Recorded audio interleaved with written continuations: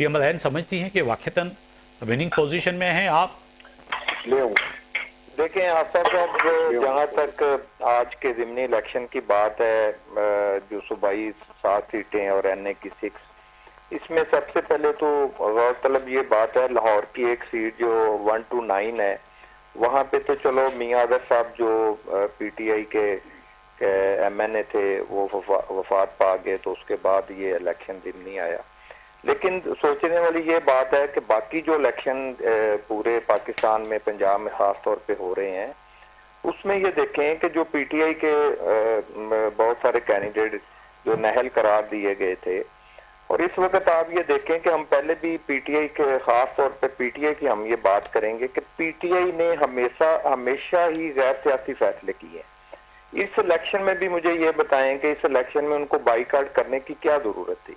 उनको चाहिए था कि बकायदा अपने कैंडिडेट देते और अपने कैंडिडेट दे के और उनकी कैंपेन करते और एक प्रॉपर तरीके से जो जमहूरी तरीका है उसको अपनाते, और इलेक्शन जो है उस मैदान से बाहर नहीं निकलना चाहिए था। और दूसरी तरफ ये देखें कि एक तरफ इस तरह के ऐलान भी करते हैं कि जी इलेक्शन का बाइकआउट है, दूसरी तरफ से अपनी जो उमर अयूब साहब हैं उन्होंने अपनी वाइफ को भी खड़ा किया हुआ है।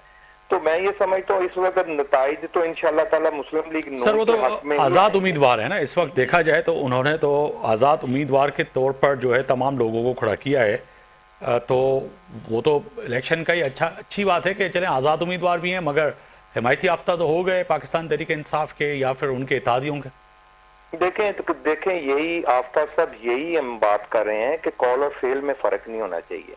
आप देखें कि अगर आज़ाद कैंडिडेट हैं और इमरान खान की तस्वीर लगा के या पीटीआई की बात करके अगर कैंपेन करेंगे तो आज़ाद कहाँ से हैं?